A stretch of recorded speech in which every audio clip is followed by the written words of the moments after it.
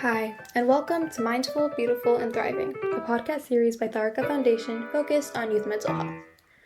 Before we begin today's episode, I just wanted to let you all know that all content that is found in our podcast is created for informational purposes only. This content is not intended to be a substitute for professional medical advice, diagnosis, treatment, or therapy.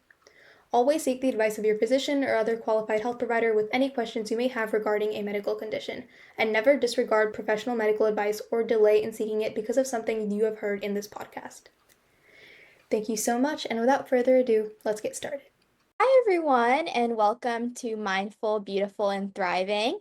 My name is Annika Warrior. I will be your host today.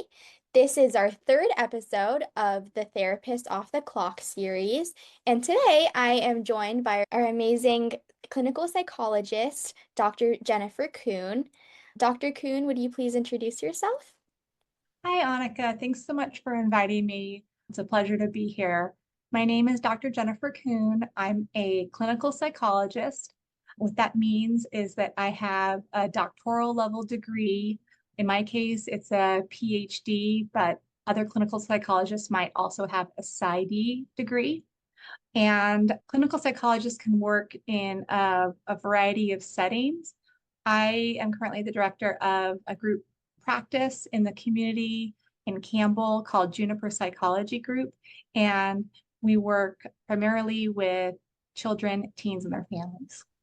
Wow, that's amazing. I would love to know a little bit about your journey to becoming a clinical psychologist, and if you would be willing to kind of talk about what first drew you to the field and how you were inspired to pursue this career.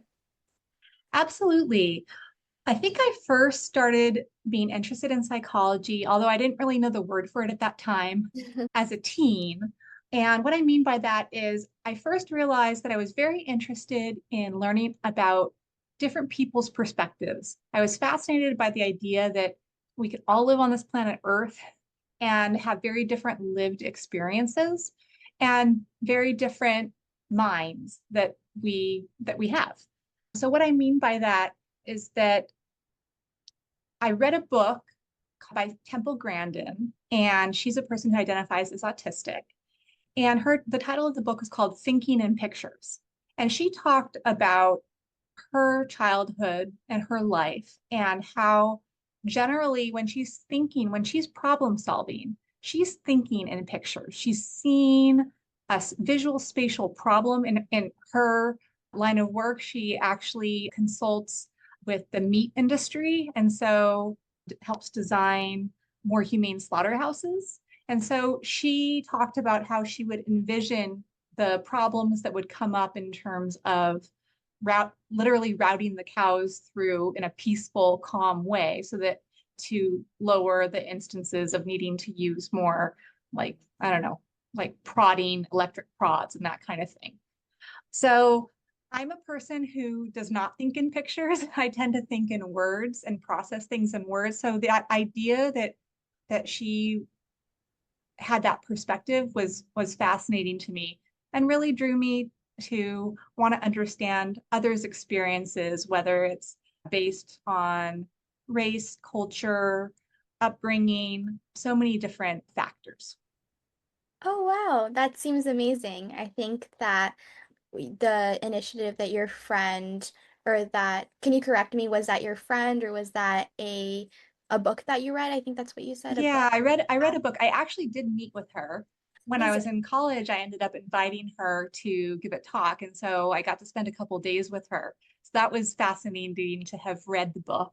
And because she was so central to my journey, to meet her in person was a fabulous experience. Yeah, that seems really amazing. So that was kind of, I wanted to ask a follow-up question about that. That was mainly the thing that like drew you to psychology after reading that book. I feel like that was the first start where I started thinking about others' perspectives and how minds could be very different. I also was interested in, excuse me, learning more about children and how children had different kinds of anxiety or could suffer from depression or lifelong challenges. like autism and ADHD, which we both know can be challenging, but can also have individual gifts and unique ways of experiencing the world. Yeah, it's amazing. Were you interested in working with kids like kind of after reading the book that you talked about, or like how did you kind of spark your interest in like working with kids? I was always interested in children. Mhm. So as a teen, I gave piano lessons to some neighborhood kids and really enjoyed that. It wasn't until I was in college, in undergraduate school, that I was really able to take my first psychology course. At that time, they didn't offer a psychology course in high school. I know that many high schools now offer, which I think is awesome. I also took some anthropology courses. And I would also recommend if anyone's interested in psychology and anthropology to take some sociology courses because all of those are related fields that I think influence one another. So it wasn't until college that I feel like my interest in psychology specifically was sparked, but I can trace it back to the roots of my high school, my high school time. In college, I also worked as a behavioral aid for a young child in preschool who had autism in terms of helping him with some social skills in a naturalistic environment. And then right after high school, I took a year off to apply to graduate school. And during that time, I also had a job as an applied behavior analysis technician for children with autism. And that was very eye-opening and rewarding because I got to go into kids' homes and provide services to them. Wow, that's amazing. And then as you mentioned, I think it's a really rewarding career. And I think your background in working with kids can definitely make a huge impact on so many people. So thank you for sharing that. Sure. Would you mind talking a little bit about what a typical week would kind of look like for you? Absolutely. Well, I have to say, I love my job because I get to do so many different kinds of activities in terms of interacting with teachers, with parents, of course, with kids and teens themselves, and in different settings. So sometimes if a child's having some behavior challenges at school, I might go and observe the classroom and see the child in that classroom and see it's kind of a little bit like detective work. If a child is, misbehaving, right? Well, is what is at the source of that? Is it that a child is anxious and so they don't want to do the reading exercise? Is it that a child has difficulty focusing? So they might get extra wiggly or start poking the person next to them. Do the problems happen more on the playground in terms of sharing or getting into constant arguments with peers? So that is one example of an activity or an intervention that I'll do is a school observation, and then also talking with the teachers and talking with parents to hopefully provide recommendations of what can help a particular child. Another thing that my weeks are filled with is doing parent consultation work. So, meeting with parents, talking about their child, understanding their child's developmental history and who their child is as a person, what they enjoy, what they really dislike, where the pain points are for their child right now, what area of life that they're particularly struggling with, how it's affecting the family. And then I often meet for individual therapy with children and teens. And sometimes that can look very different too. It can look like doing play therapy with different toys and puppets. I have tons of wonderful ways for kids to engage and express themselves through play when they're younger because they're not it's harder for younger kids to have a conversation back and forth. But if you put out play materials that were related to school and they're having a challenge at school, sometimes they can express themselves by showing what happens at school or just making scenes about the playground, etc. The other thing that I do is that I train new psychologists or new mental health clinicians on different evidence-based treatments for children.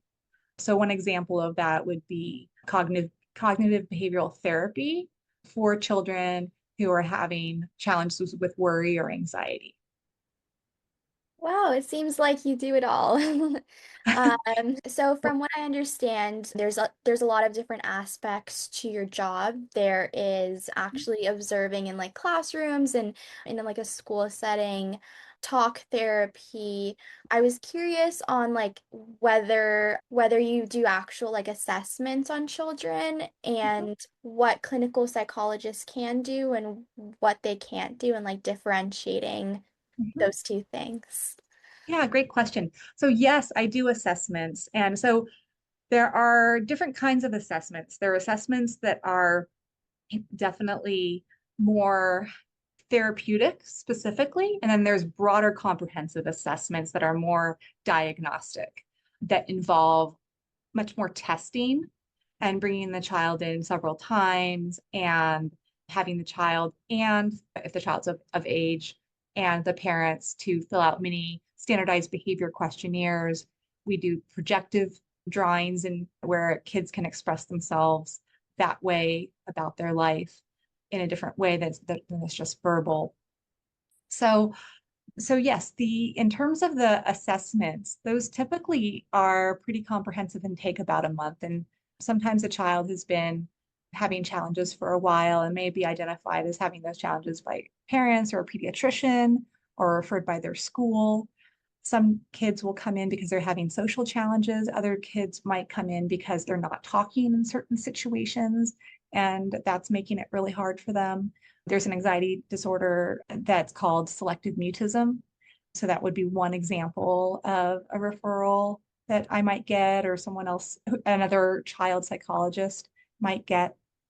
In terms of what psychologists cannot do, is we cannot prescribe medicine in California.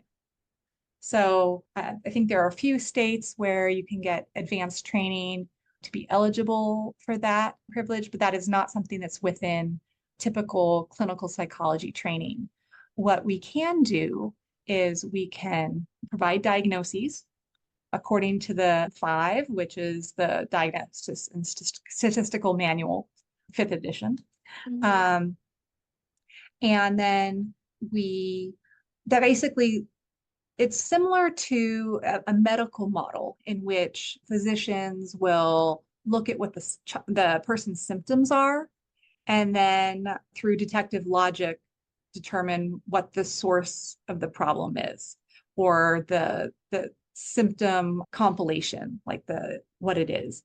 They might not necessarily understand all the specifics of the source. And every day we're learning more about neuropsychology in terms of what's actually happening in the brain now that we have functional MRIs and such. So in terms of what we can do, there are also clinical psychologists in lots of different settings. So there are clinical psychologists in hospital settings to help children and teens cope with really difficult traumatic situations or really medically difficult things. And one of the parts of the training for a clinical psychologist is having different rotations or practicum experiences, not just classes, but sort of hands-on experience with a, a supervisor in different settings. So for example, for me, I worked in an inpatient eating disorder unit, and then I also worked at Stanford Children's Hospital, and then I also worked at the Children's Health Council doing a wonderful internship and postdoc experience where I really got to delve deeply with a lot of wonderful supervisors and support to learn about so many different kinds of challenges and the best way to help families with those. Yeah, it seems like there's a lot of like flexibility within clinical psychology and you can work in various fields. Would you agree? Yes, you can work in various settings, like hospital settings, and with certainly integrated medical practices. So alongside pediatricians, and then a private practice as well. Yeah. So as a part of your role, you do parent-child interaction therapy, Mhm. PCIT. And I was wondering if you could please share a little bit about your role in testing for like private schools, as well as just your overall observation aspect. Sure. What would you like to know specifically about those areas? like how you kind of start off that process and how long does it usually take? Sure, sure. So it's referred to as IQ testing. I prefer the language cognitive assessment because that's really what it is. And it's really a getting a snapshot of how a child, it could be an adult, but in my case, I work with children, thinks and problem solves. So it is in my office, and there are different tabletop activities that involve looking at pictures and answering questions and puzzles, those kinds of activities. And it takes about, I don't know, 45 minutes to an hour and a half, depending. And we look at different areas of a child's cognition, such as visual spatial, reasoning, and verbal comprehension, processing speed, things like fluid reasoning, which really just means things that can't be taught explicitly. So just a child's internal logic applied to a novel situation. And then things like working memory. How strong is a child's ability to hold some information online, kind of like I think of it like a whiteboard behind your forehead for 5 or 8 seconds, and then be able to manipulate information there and then share it in a different form. What's the last one? I think I talked about all of them. The 5 different areas that contribute to a child's IQ test. And what can be really helpful about that is helping parents to understand how their child thinks, so that if they're more of a visual learner, if parents are helping their kid with homework, they can do examples in that way. If they're more of a verbal learner, obviously talking through different situations can be helpful. And sometimes children have kind of flat skills, meaning even skills across those areas, and sometimes it's pretty bumpy. And so when the more bumps there are, sometimes the child can get frustrated because their ability to comprehend and process in one area might be very different than in another area. So we see that, for example, for children and teens with ADHD, which is attention deficit hyperactivity disorder, which is really basically, I say the word disorder, but it's it's an example of a kind of mind that we know some people have. And I think more and more our field as clinical psychologists is moving away from this kind of pathological, oh, this is atypical, this is abnormal, this is because we're finding that there's just that more of a normal variation, but different kind of ways that minds can be wired. So for the profile of ADHD, for example, children typically have a lower working memory and stronger areas or other areas like the visual spatial reasoning, for example. Let's see, or verbal comprehension. In terms of, I think you asked one other thing about, the parent-child interaction therapy.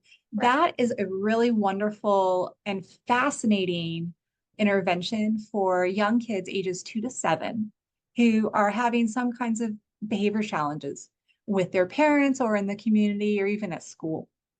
Mhm. And what's wonderful about that treatment is it's the most researched treatment for children. And the way that the treatment is provided is that I have a different room in my office suite where that can be set up for a child playing with their parent. And I give the parent kind of a bug in the ear so they can hear me, but the child can't hear what I'm saying. So I have the parent play with the child, and then I can coach the parent on very specific skills that are known to help kids be able to follow directions better, have higher self-esteem, have more emotional control and regulation. So that can be a really powerful treatment to see young kids' relationship with their parents getting better, parents feeling more confident that they can take their kids in public without their child, sometimes doing dangerous things like running into the street or really things that can be very embarrassing for some parents, like having a meltdown that can be aggressive in public. So you kind of talked a little bit about how the therapy overall can be really effective in helping children be able to kind of like regulate themselves, and then also giving the parents a lot more reassurance in terms of like helping their children feel a lot more secure in themselves, and also give the parents a lot more understanding into how their children's minds work. Mhm. Would you be willing to talk a little bit about what is the science behind this? Like Behind for the behind PCIT, therapy? Yes. the PCIT specifically, or therapy in Yes. general? Behind Yeah. the PCIT therapy? Yeah, absolutely. So PCIT, maybe it would be helpful if I started with an example. So one of the skills that we teach parents and we coach parents in PCIT is the idea of labeling their child's behaviors in a positive way. So sometimes what happens is that if a child's, acting in a way that makes it really hard for parents, doing things that are either unsafe or not the way that their parents want their kids to act in terms of politeness or what's expected in a certain situation, like keeping their voices down in a library or keeping their hands by their side when they're shopping and not grabbing everything on the grocery aisle, just for an example. So what we coach parents on is helping to them to focus their attention on what their child is doing well Yeah. and labeling that. So during a play therapeutic session, we help parents initially ignore unwanted behavior and really focus on anything that's positive and reflecting that back to the child. Yeah. So I might suggest to parents to, if a kid's, for example, having a tantrum, and then after 5 minutes comes back and sits at the table and picks up a crayon and starts coloring, I might prompt a parent to say, I love how you came back to the table and you picked my favorite color, red, something Yeah. like that. So I love how you came back to the table would be the labeled praise for a child's action. And often what we'll see is that after receiving that praise, a child will either smile or sometimes not, but continue to do something in a similar vein. Maybe they might draw more of a picture. Maybe they might talk about their internal experience. For example, they might say, yeah, I'm drawing a barn, right? Or they might offer more information. And from that, then we might be able to coach parents on a second skill, which is reflective or giving reflections. So if a kid says, I'm drawing a barn, the parent might say something like, oh, that looks like a barn that could have horses in it, right? And then it's more of a conversation that is a shared positive experience rather than the kid's experience of the parent saying, get back to the table, you shouldn't act like this, no, don't touch that. All of those things which can create more tension and make kids feel like they're constantly getting nagged. Yeah, that seems amazing. I think it seems like it will be a very effective approach for many parents. For any viewers that might be watching this who want to know if this would be the right thing for them to look into for their kids, do you have any Mhm. advice on whether like who should really seek out this kind of therapy? Sure. So, any parents with kids ages 2 to 7, if parents are feeling a high level of stress around their kids' behaviors, then it would likely be a helpful intervention because it's one-on-one with a clinical psychologist. The coaching is very tailored, right? So Mhm. this can be done with kids with special needs, with autism. It can be done with kids with ADHD. It can be done with kids who don't have a diagnosis but might be really strong-willed. It can be done with parents who might want to be their best parent self, but feel like for whatever reason they're having a hard time going there, that might feel constantly annoyed by their child, or just feel like, I just don't know what to do. I don't know what to say in these situations. All of those are very appropriate times to look more into PCIT. And if people would like to find out more about that, whether they're looking at it from a parent point of view or teens who are listening today and are interested in like, would psychology be a good fit for me? You can go to pcitinternational.org and you'll see examples of therapists and pictures doing PCIT so you can get more of a sense of what it looks like. Oh, that's amazing. And you kind of touched on my second question, which was, do you have any resources for students who might be kind of looking into like psychology and specifically clinical psychology and just want to learn more in general? Sure. I think it depends on whether you're a teen or whether you're a college student. I think certainly I think a first entry is taking a psychology course or reading a book related to psychology, whether it's an autobiography about a person who has a very different lived experience than you, or some other, or something more about like behavior modification. Like how do we change our own behavior? How do we help change others or influence others' behavior? And Hmm. there's many, you can get really down to the nitty gritty in terms of studies with rats and research and how brains are structured. There's so many different avenues that you can go into of what and how behavior happens, whether it's from like the nitty gritty brain point of view, or whether it's from an attachment point of view in terms of how did you grow up with a primary caregiver and what was that relationship like. In terms of in college, there are, I think, a lot more opportunities in college to take different kinds of courses in psychology. So I definitely recommend, if you're thinking about clinical psychology, taking an abnormal psychology course. And there are also social psychology courses. I personally found that anthropology was a wonderful side entry into that as well.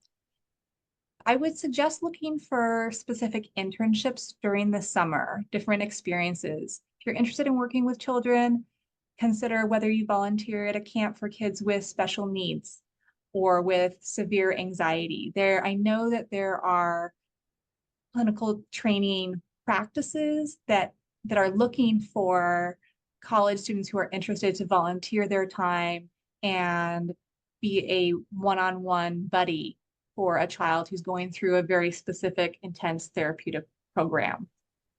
So I would look for those internship opportunities during the summer, or some are very research oriented. So would involve helping researchers go through data and find answers to the questions based on studies that are being designed. Wow, that's amazing. I had a couple questions about kind of the college process and certain psychology degrees. So like you can either go down more like the BA track or more the Bachelor's of Science track. If someone was interested in going into clinical psychology, do you have any recommendations on whether it's more favorable to go down more the like bachelor's in art track or more of the bachelor's in science track, BA or BS? I don't have specific recommendations on that. I think you can do it either way. And I think that different colleges offer different degrees too. But I think that both are great entry points to grad school, if grad school is something that you're interested in beyond undergraduate school. So Yeah, I think it's more about what the opportunities are that supplement your classes that will lead you on the track that is a great fit for you. yeah, that answers a little bit of my next question on like grad school as a whole. I know that it can be a really long process to become a clinical psychologist, and students aren't really sure whether it would be the right fit for them. Can you maybe talk a little bit about what your experience was like applying to grad school and what really helped you kind of stand out, and any advice you have for students that might be looking into grad school? I know that was a lot, but Sure. Well, I think that I explored a lot in college, and I think that exploration is really helpful preparation for any clinical psychology degree because you're going to be working with really a diverse population of people. Even if I'm just interested in kids, I'm going to be working with their parents, and we live in Silicon Valley, and it's important to be able to provide help to people who might have a variety of beliefs and a variety of cultural backgrounds and lived experiences. So I think that giving yourself permission to follow what's really interesting to you in an internship, in a volunteer opportunity. For me, also doing the ABA for a year as a job in between and not rushing right into graduate school, I think was a great choice for myself. Graduate school for clinical psychology takes about 6 to 5, 6, sometimes 7 years, Wow. right? So you're looking at something akin to the timeline of med school. So that's something to keep in mind that it's important to know that that's what you would like to do, and that there are also alternatives. There are less involved ways of doing involved less time involved, I should say, degrees that you can earn, like a master's degree in either social work or in California, there's licensed in marriage family therapist degree, which is much shorter than a doctoral level degree. So you have options if you're feeling like, oh, I don't feel like I can slash want to do the full doctorate degree, which involves a dissertation, which is a very long process of, for those who aren't familiar with it, it's basically like a long science-based term paper. Oh, wow. But for many clinical psychology candidates, it involves doing either novel research or working with an established psychologist on data sets that they already have to answer a specific research-based question. Did that answer your question, or is there more that I could say about it? That's perfect. Okay. I know that for graduate school, there's a lot of writing and there's a lot of research, and it can definitely feel like a very rigorous program.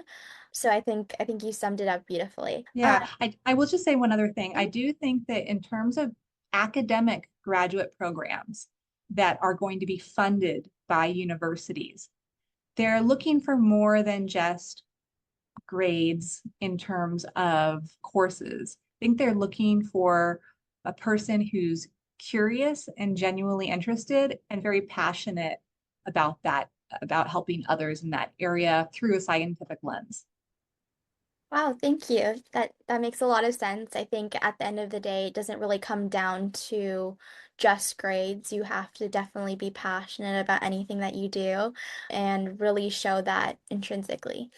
I was curious on some of the highs and lows of being a clinical psychologist, right? So there is a lot of, I'm sure you feel a lot of satisfaction with helping so many people, but I think at times it can definitely be a little bit draining. So I was a little bit interested in hearing a little bit more about your experience and overall how you feel about the field.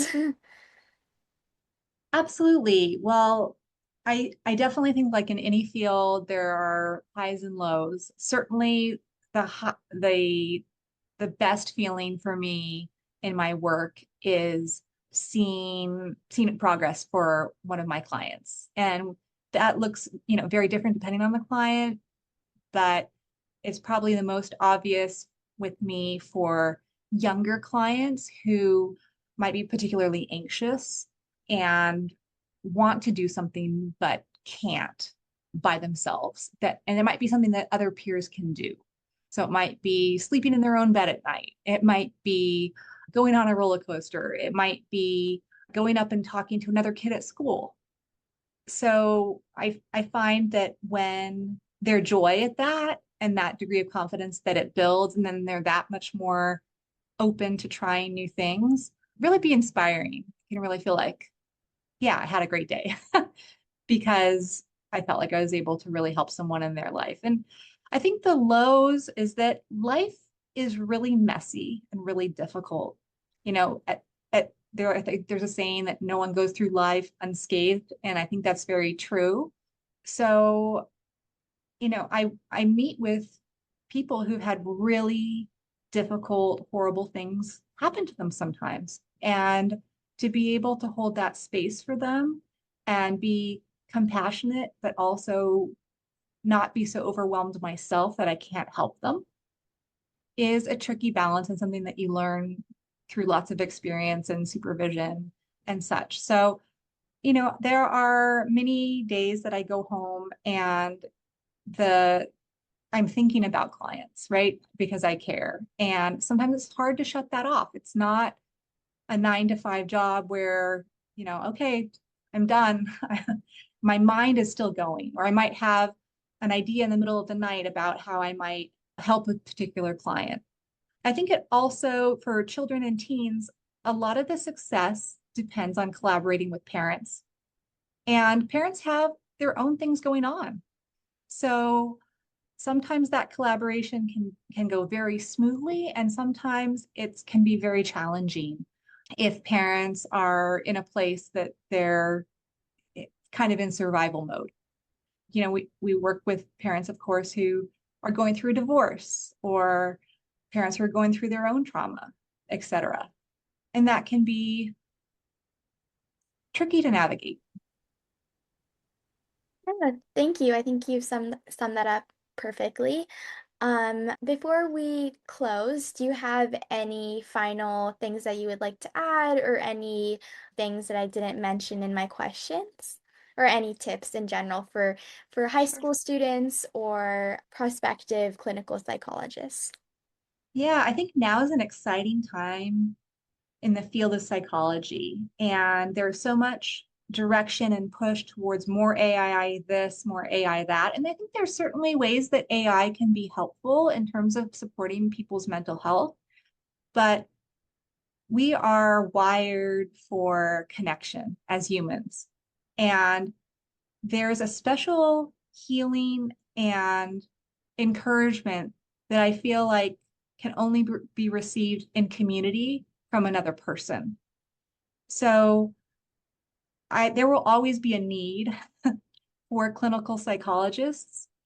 And I think that's really important to take a step and recognize what is really unique about helping another person through their life. Thank you. Thank you for sharing that. I think that there's a lot of talk around AI and how that can kind of change the trajectory of psychology careers. But I think that as people age, I think a lot of the people in our healthcare and mental health care systems are going to really be at the backbone of our society at times, right? We're going to need people to listen and be able to support different individuals. So I think that's really important. I think that I've definitely heard a lot of talk about different fields and different professions that will be taken over by AI, but I think that psychology may be impacted, but I think that it's still a very important career, and I think that people should definitely look into pursuing it. So, yeah, Yeah, as we close, I would like to thank Dr. Kuhn for spending the time with me today, and I learned so much from you. So, thank you so much for joining us. welcome. Thanks for Um, having me, Annika. Thank you. Um, I would like to make sure that everyone checks out some more episodes from Mindful, Beautiful, and Thriving, and tune in to watch more videos on our Therapist Off the Clock series. Thank you so much. Bye. Bye. You are listening to Mindful, Beautiful, and Thriving, a podcast series by Tharaka Foundation. As part of our youth series, we will be releasing new episodes every month, so make sure to continue to check those out. We hope you enjoyed this podcast, and we thank you so much for listening.